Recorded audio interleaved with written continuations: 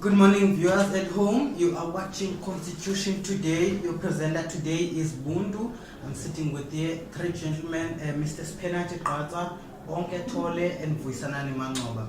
So today we'll be talking more about the Bill of Rights and the founding statement of the Constitution, and as well as we have a case that we'll be discussing more today. Welcome, gentlemen, to our show today. I'll brief you with the preamble to the Constitution of South Africa. The summary of the founding statement is as follows. The people of South Africa recognize the injustices of our past, honor those who suffer for our justice and freedom in our land, respect those who have worked hard to build and develop our country, lay the foundation for a democratic and open society in which government is based in the will of people and every citizen is equally protected by the law.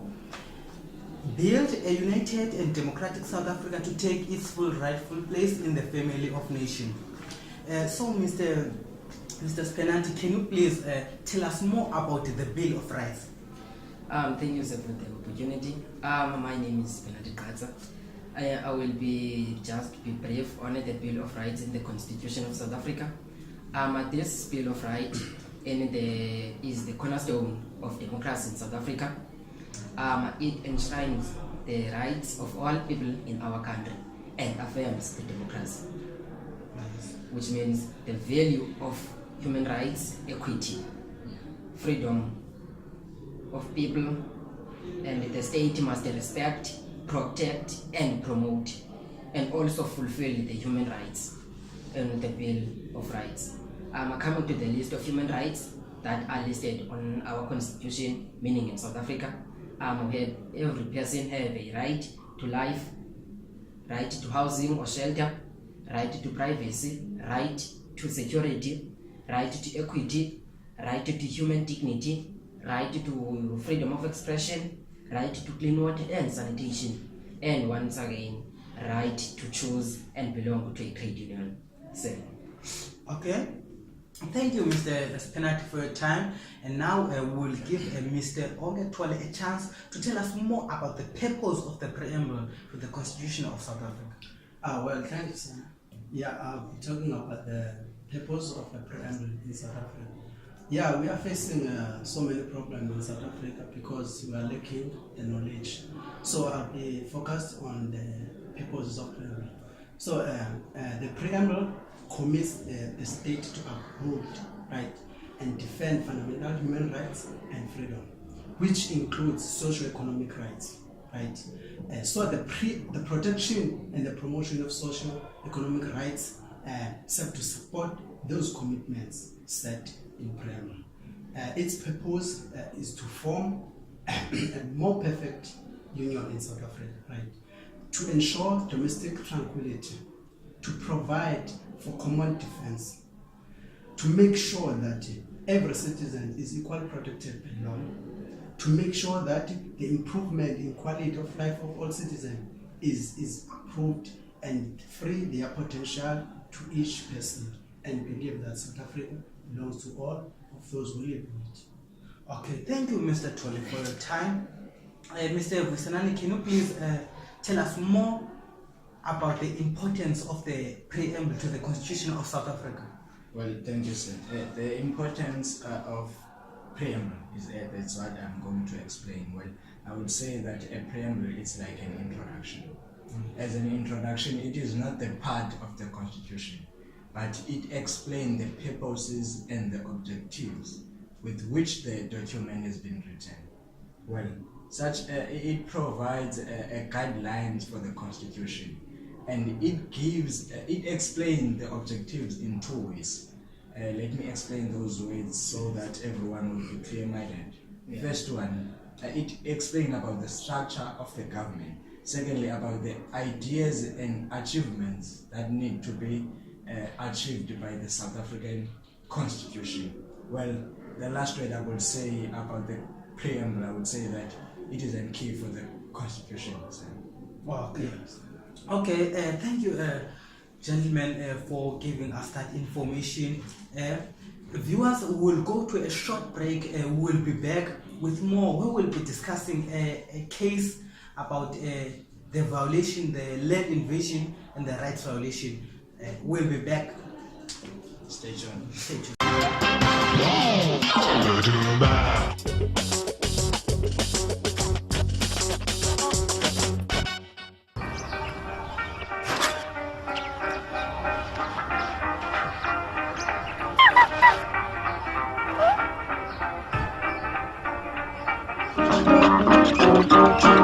If you don't give me just what I want, mama said I know who will. You don't give me just what I want, then I know who will. You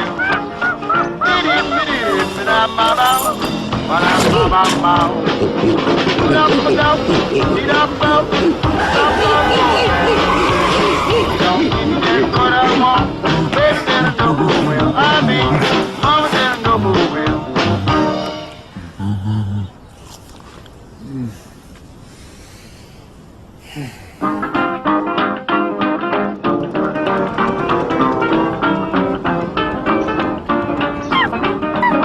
If you don't give me just what I want, mama said I know who will.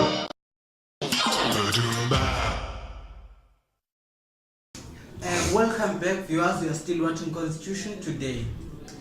We'll be talking about this case of Mrs. Spray and others who were rendered homelessly after the High Court has ordered their eviction from their informal squatted shacks situated on a private land and marked for formal low-cost housing. They approached the Constitutional Court as they believe that their eviction violates their constitutional to basic housing. Mr. Spenat, what do you think about this case? Firstly, sir, I will just go straight to the right to human rights, to housing or shelter. Under the apartheid, the access of land was racially determined. The minority white population owned and had access to the vast majority of the land, while the black majority population was relegated to ethnically based homeless on the townships, which this include the legislation of Native Land Act 27 of 1913, Broke Areas Act 14 of 1950, and Prevention of Illegal Squatting Act 52 of 1951. Furthermore, the socio-economics of apartheid means, in general terms, whites lived in formal housings, whereas blacks lived in shacks in the townships. Coming to the case of Miss Beatrice and others that were rendered homeless after the High Court has ordered an eviction against them, which they have built on the land that was not allocated for them. The purpose of that land was marked for formal low-cost houses. Regardless of their cause, forced eviction may be considered as a gross violation of human rights and prima facie violation of the right to adequate housing. These circumstances are happening in accordance, while Ms. Beatrice and others do not have a place to stay, and so they decided to take that free land to build their houses because they are scared of being homeless, sir. Yeah. Thank you, Mr. Spenati. Mr. Tolle, what do you think about this case, sir? Well, thank you, sir. I think the right of the owner of the private land has been violated because these people are satisfying their needs at the expense of the owner. Right? So I think government is right to remove them from that land because this person has paid for that land. Unjustified enrichment. That is an unjustified enrichment. Okay. Mr. Mangoba, what do you think, sir, about this case? Well, I'm glad, sir, that we are discussing this matter because it is the most common issue here in Western Cape. Yeah. Well, going back to your question, sir, I would say these people are right for going to the Constitutional Court because they on the Constitutional Court there's going to be a research that will be made by the court checking that where those people were living before they evict the land. Also, what are the causes that caused them to go to the land? So I think by going to the Constitutional Court, that's a great idea, because there will be a solution. Also, maybe they will receive housing from the government. I think they are right for going there. It's okay. I just think that it is unfair for others to own a big portion of land here in South Africa. If you look at countries like Zimbabwe, the land is owned by government. They nationalize the land. So I think it's unfair, because others like whites are owning 87% and white blacks own 30%. So it's just not fair.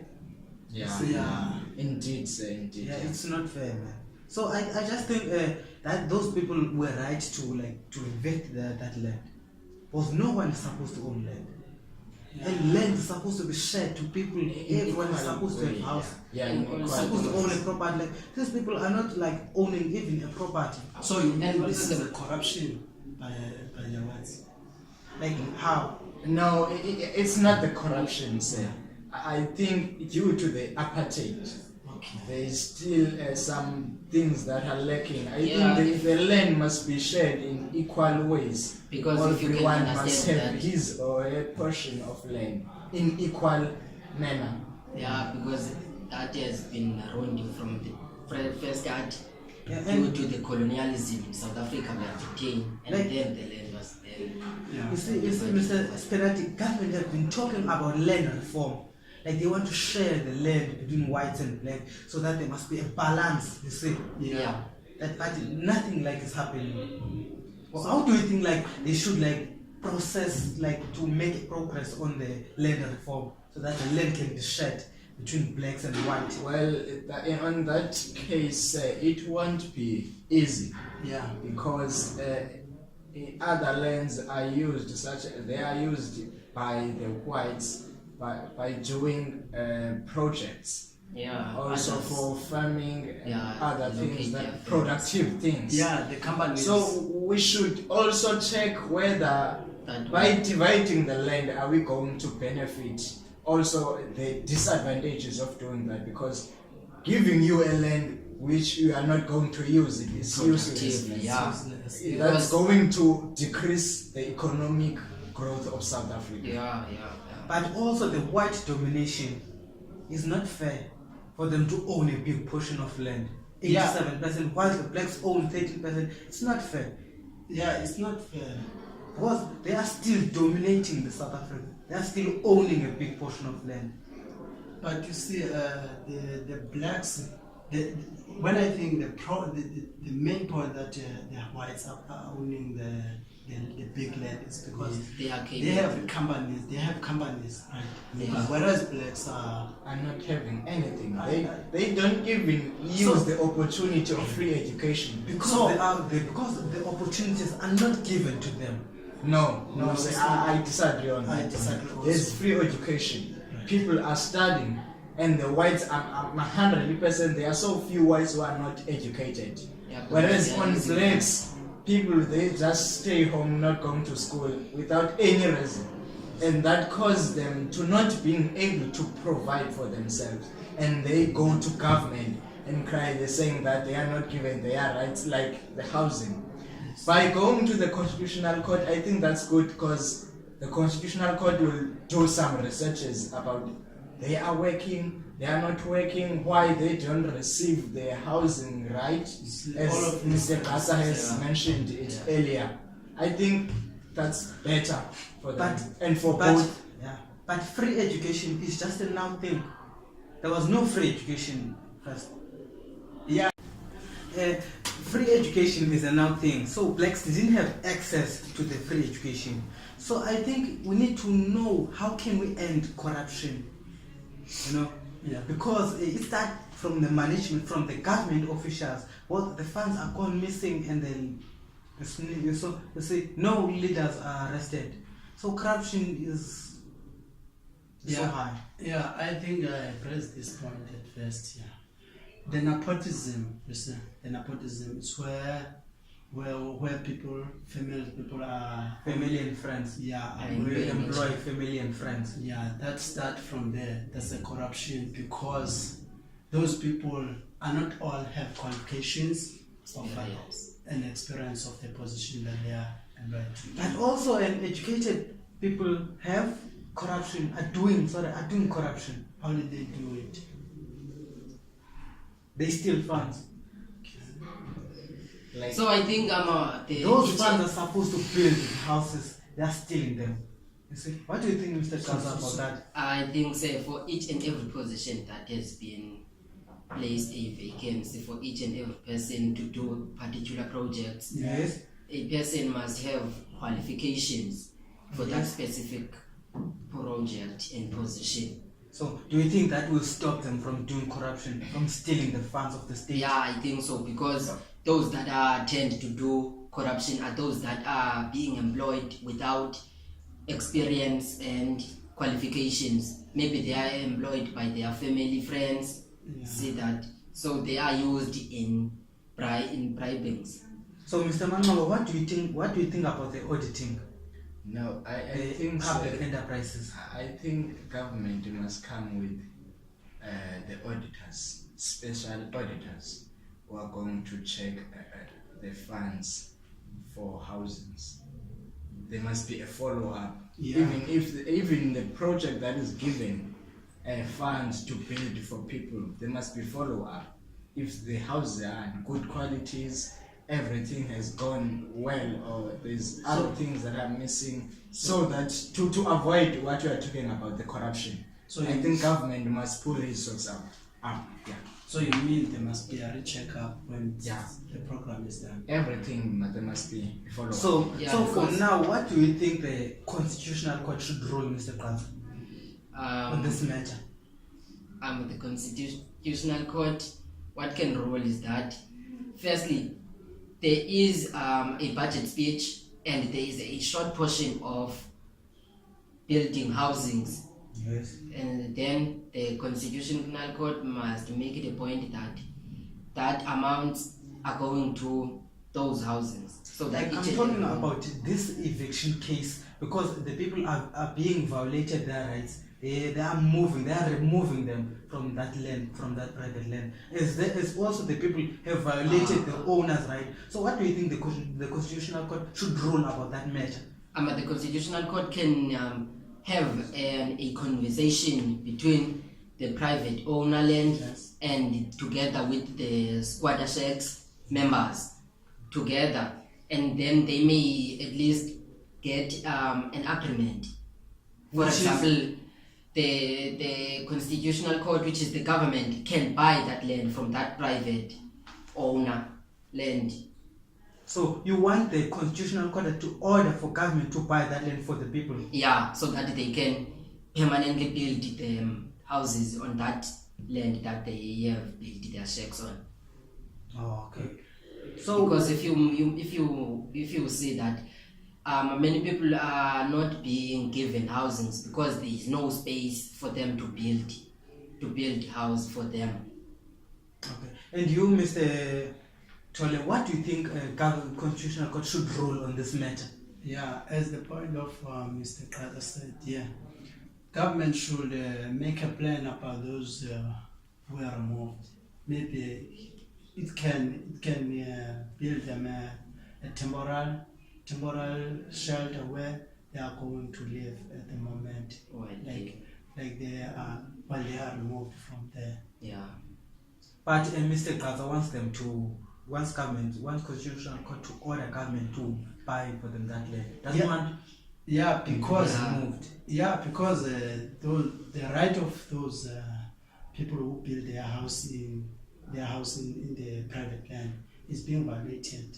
So that's why Mr. Kaza says government should buy that land so that it must satisfy their rights. Yeah, because And you, Mr. Manwaba, what do you think the Constitutional Court should rule on this matter? Well, there must be a negotiation yeah, it's between the private or the owner of the private land Yeah. and the government. Or if it's not so, the government must at least find a place where those people they are going to be temporarily placed. And I think those squatters are brilliant for going to the Constitutional Court because they will receive a good decision. Maybe at the end of the year they will receive houses. So I think for now government must make a plan. Yes, they violated the right of the private owner, but at the same time they have the right to housing. So just to highlight something on what you have said, on my point of view, I think that the conversation should take place on those three parties, which is the squatter shacks, and the private owner land, and together with the constitution, because what will happen is that those squatter shackers will that issue will tend to be on strike. They will strike for those houses if they are. So they must be not included in the negotiation. They must not be excluded. Mr. Mangoba, I just feel like you are undermining blacks, because you can't say you can't provide you can't give a land to people who won't use it. How can you say that they won't use it? No, so you got me wrong. I said we must firstly look if they are going to use it before anything, like for the sake of economic growth. But the main focus is to share the land. So you share the land between whites and blacks. So you ask, how should we share? How can we share? How can we share it? Amongst the blacks. But I think it's not doing anything. They have been talking about land expropriation without compensation, but nothing is happening. But due to Mr. Manob, I think he was trying to elaborate that during the sharing process, we must check that those people we are going to give them land are going to use them on a productive manner based on the prevailing economic conditions. If you see this, I just think what you trying to say, sir? If you see this, the blacks, I can say the blacks are lazy. Right? They are not productive at the same time. Because I can say there are few people who have owning companies as blacks. Just because they are not given opportunities. Whites are creating a barrier so that the blacks can enter the market. Just like I don't understand how can you diss your own ethnic group, because we want opportunities. If we can be given opportunities, then we can do something about that. Because we have a lack of information. We don't know how to start a company. We don't know anything about the company. But that's the point. While whites have everything. But that's the point, as Mr. Mangoba raised, that there is a free education. But still, there are some people who are not starting using that. I think we must agree that the whites are dominating in this country. And that needs rectification. We need to rectify that. They are dominating. Yes, right. But we should also look why they are dominating. Just because whites are doing something for our economy, they are benefiting for themselves. We are not benefiting. We are still poor. Why you are not using our skills to develop the country? Because we don't have any opportunities. No, we are not given opportunities. No, sir, this is if you can look at it this way, we are not given opportunities. This is not about opportunities, sir. You can start your own business. How? Because you don't have information. Just think of someone from township, from rural areas, don't know anything about company. How can they start business? Because they have lack of information. Whites have created a barrier so that we cannot enter the market. Lack of information. We are still poor. It's the same. There is no freedom. We are not economically free. Even in terms of salaries, if you can check the average of white salary and black, we can see the difference that we are still poor when you don't have freedom. Yeah, and we can It's take like it we back. don't have freedom. We are free. Like the whites are not abusing us, but we don't have freedom. Yeah, we Freedom. can, we can take it back from the case of Miss Petitris and others, Right. where if you can see that those people maybe there is no enough land for them. If you can see, well, whites own 87%, whereas blacks Only own 13%, meaning that there is still an Unbalance. inequality Yeah. because between the races. Yeah, Yeah. that I mean, same we are applies not on the equal.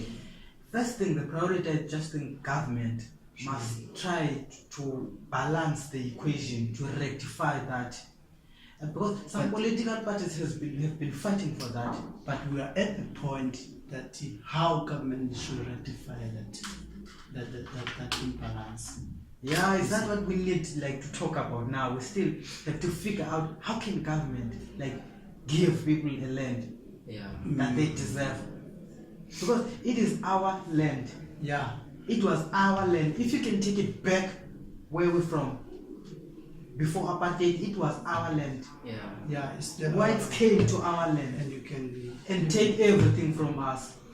Okay. So I just feel like they must bring it back. even you can hear the national anthem at the end. It says our land, as you said. It's our land. Yeah. If they are not giving it back, we must share it at least. Yeah. Yeah. We must share it at least. Yeah, I think so, as you said that. There are some people who sell their houses when they cut from government.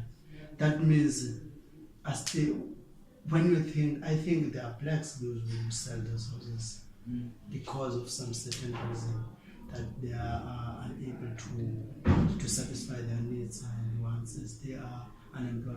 Yeah. I think so. So I think yeah, as you said, the land should be equally shared. Yeah.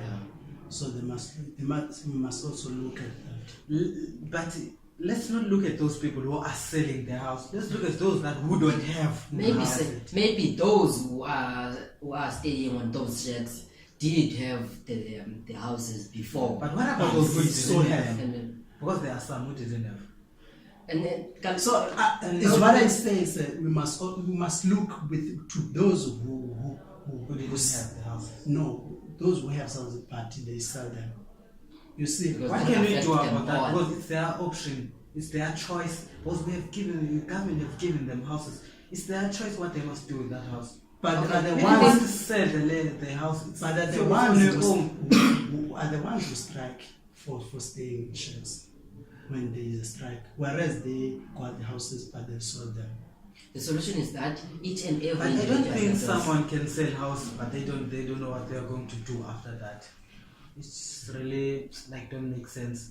I think those yes. people don't have houses. Yeah, I think those the that- solution. I think the solution is that each and every person that is given a house, there is that number that is allocated for that particular house. Yeah. So that must be recorded, and then So that we can see before we can allow others houses, we can check on our list if there is someone who is in that list who is still and then he or she will not be provided a house.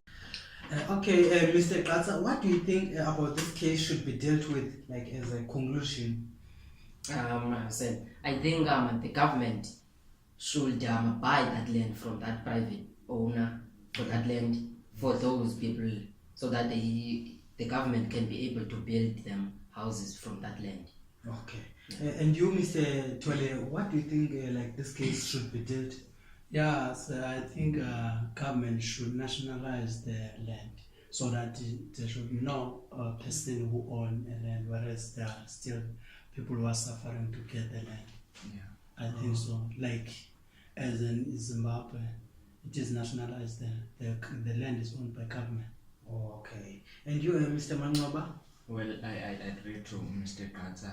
Or government should also try to provide a temporary place if the owner of the private land is not agreeing on the proposal. Oh, okay. Yeah. I also think government should buy them that land You know, you see, like people like Philip. It happened here in Western Cape in Philip, in Markan, where people were protesting and they were invading the land, and then government negotiated with the owner. And then they bought that land for people. Yeah. And it was a That's a solution. peaceful Because people, option. their right way certified, and also the owner received the funds. Then maybe you can buy a Another land land. somewhere. Yeah. So it was a solution. So what have you learned, Mr. Gaza, from this? So I learned a lot. If you can say that I learned about the rights of people, Yes. how they are invaded and how they can be solved. And you have made a great point about preambling. I really appreciate that. I also learn about importances, as Mr. Mangoba has mentioned, also purposes of preambling, as Mr.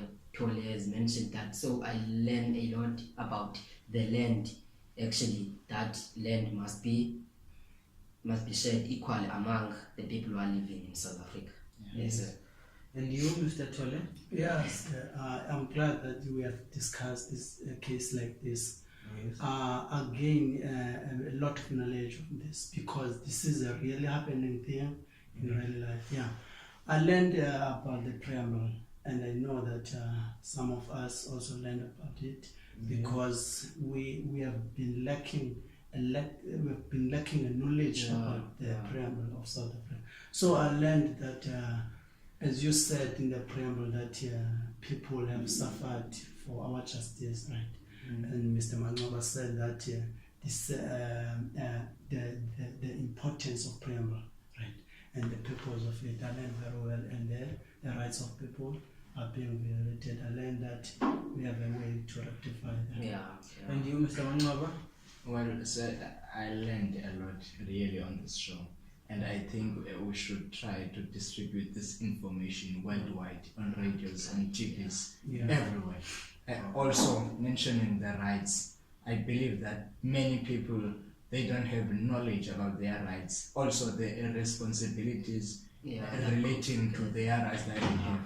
So I learned a lot today, rights, preamble, everything. Also about this issue that we have here in South Africa, the possible actions that should be done to prevent such things, I would say. So, Okay, thank you. I also learned about the preamble because I had to do some research, you see. So, and also Bill of Rights, because I didn't know a lot about Bill of Rights. Yes, and also I have learned that here in South Africa we are unequal. We are not equal. Yeah. So there's some imbalance, some way still to rectify that. And also I have learned that we are not economically free. Yeah. And there are some people who are still owning the land. Yeah, I feel like we are still like living in apartheid, yeah. Whereas this is a free country, but we're not really free. And back to that practical example of Philip, because I still learned that strike is a solution here in South Africa. Yeah. Like if you talk nice, like with the government officials, nothing is going to happen. Because, I feel like they make use of the damage. Yeah, things that are useful. if South African can strike like in a legal way, like they must not like to write their grievances down and then submit them.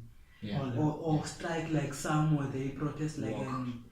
walk and Okay, say yeah. like they must not damage the shops and stuff. If they can stop like crime, that would be a solution. And strike can help sometimes, but we are not promoting illegal strike, because if you are involved in a legal strike you can get arrested. Yeah. This is a crime. That is a crime and be prosecuted for that. And also You that see, can your be, life can. and that also can put you in danger. You get injured and all that stuff. Yeah. The fines are currently there. Yeah, this is the end of our show. Thank you for watching us, viewers at home, and thank you, gentlemen, for being with me, for chatting here today. Until next time, thank you. Goodbye, viewers at home.